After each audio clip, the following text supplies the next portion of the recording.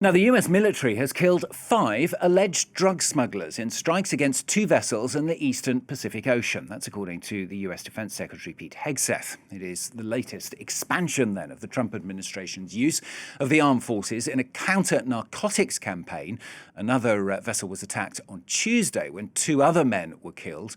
The strikes on top of at least 7 others in the Caribbean in a campaign that has raised US tensions with both Venezuela and Colombia. Well, we're going to bring in Andrew Hilliar now from our International Affairs Desk. Andy, what's significant about all these strikes, particularly those in the Eastern Pacific? Well, what's significant about these strikes, in particular this week's strikes, is that they mark an expansion of the US military's targeting area, so outside the Caribbean to include the Eastern Pacific now as well. And this is where much of the cocaine from the world's largest producers is smuggled.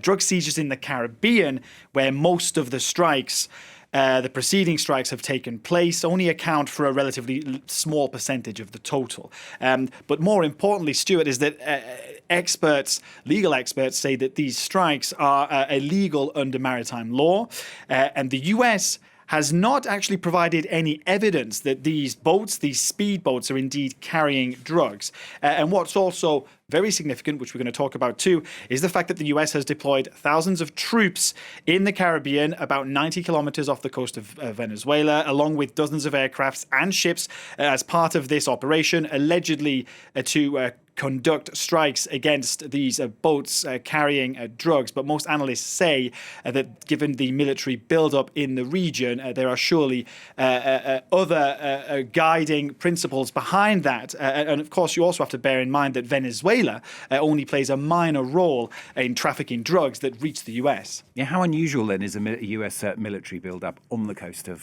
Venezuela? Well, over the past 2 months, the US has steadily deployed thousands of troops off the coast of Venezuela. There's also been the deployment of military aircraft and ships. As of Tuesday, a significant proportion of total US naval assets were deployed to US Southern Command. That's the US military command responsible for operations in that region.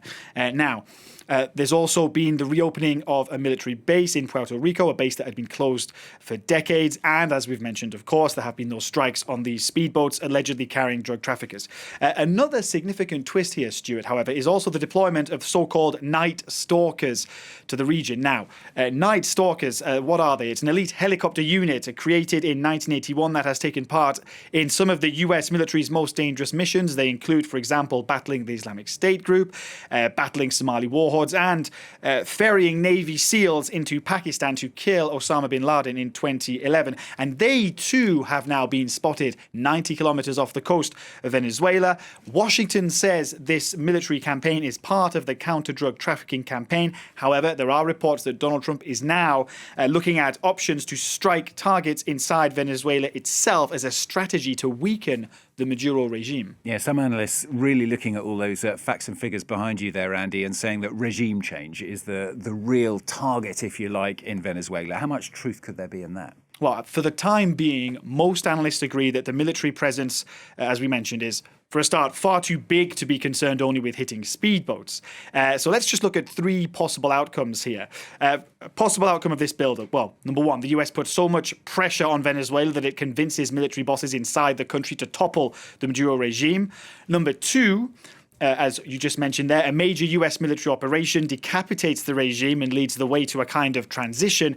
And then number 3, another possible outcome here, Trump uses the pressure as leverage to strike some kind of deal, giving US companies access to Venezuela's abundant natural resources, ensuring an exit for Maduro, however, leaving in place some kind of undemocratic regime. Now, these are just 3 possible outcomes, of course. Now, at this stage, many experts say the US does not have enough military assets in the region to topple Nicolas Maduro's regime. However, it does have the means to conduct strikes on Venezuela from afar. So what could be happening at this stage is signaling and pressure. And Maduro is, of course, taking note. Overnight, he said his country had 5,000 Russian anti-aircraft missiles to counter the US threat.